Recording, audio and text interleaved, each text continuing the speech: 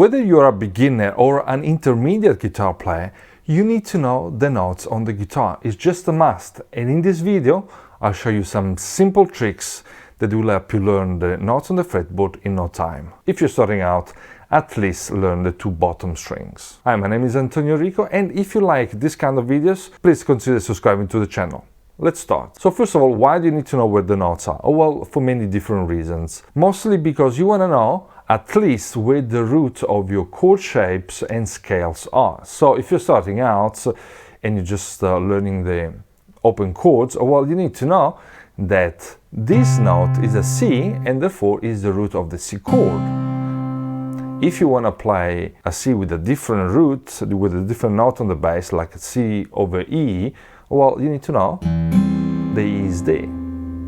If you're learning bar chords, same story, you need to know where the root is, and so on and so forth. For scales, everything applies. Even more advanced guitar players, when they start shredding and going up the neck, well, you want to know eventually that it's not just a shape, you're actually playing certain notes, and certain notes will work best with certain chords. So it's all part of your growth as a musician, and it is definitely something that you need to know.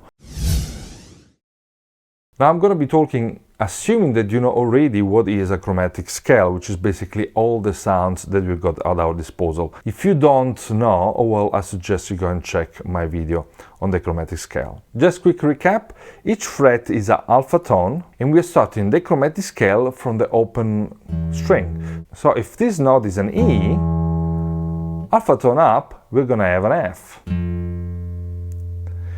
And then F sharp or G flat, and then G, and then G sharp or A flat, and then A, and so on and so forth. Now, the best way to learn it quickly is to know where the natural sounds are on each one of the strings. So, for instance, on the sixth string, the E string, we're starting with open E, and then the first fret will be an F, then one tone up is G, the third fret, where we normally find the first dot. Then on the fifth fret, the second dot, we will have an A.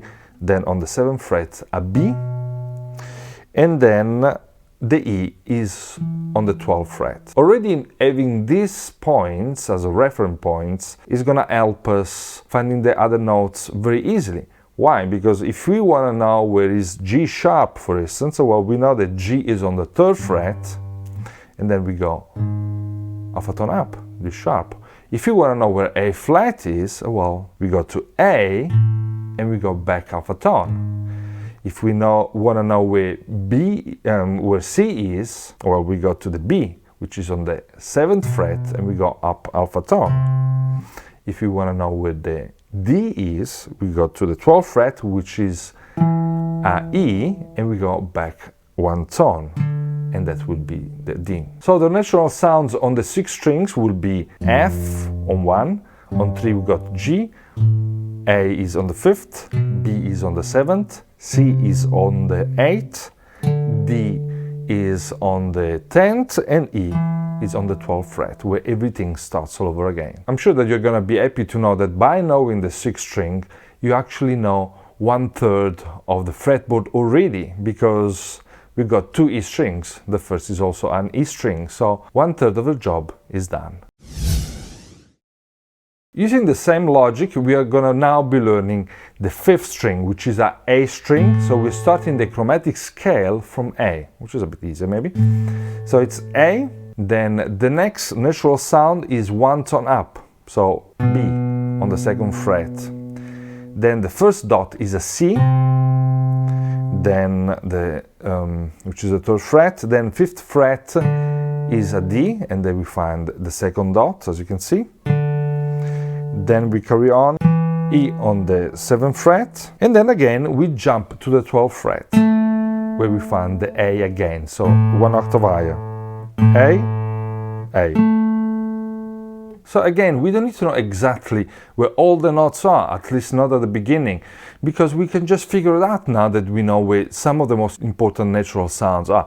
So for instance, if I'm looking for C sharp, I go to C, which I know now it's on the 3rd fret, and I go up alpha tone. If I'm looking for D flat, I go to D, and I go back half a tone. Same sound, C sharp or D flat, but can have two different names. If I'm looking for A flat, that sounds difficult, isn't it? Because we got A and now we will have to count all the way to A flat. Oh, well, no, the easiest way is to go to the 12th fret, which gives us an A again, and go backwards, half a tone, and that's A flat. If you're looking for F, well, we know that E is here, so half a tone up is F straight away, and G will be one tone up. So now we've done the most difficult part of this whole process. This was the heavy weight lifting, okay? I'm gonna be showing you now a trick to, find the other notes all over the fretboard very quickly. And just know that by knowing the E and the A string, now you know half of the fretboard already. But let's recap very quickly so that we got a bit of a better understanding of this whole process. Let's use the dots as a reference, and let's find the notes, the natural notes on the 5th and the 6th string. Let's start from the 6th strings, and we got E, first is F, then we got G on the 3rd fret, A, B, and then we got to B here again, because this one open is A, B, C, D, E. Already knowing this is a big help. E, F, G, A, B, C, D, E. And then of course you can carry on F, G, C, D, E. So don't be shy to use the dots, they're there to help you.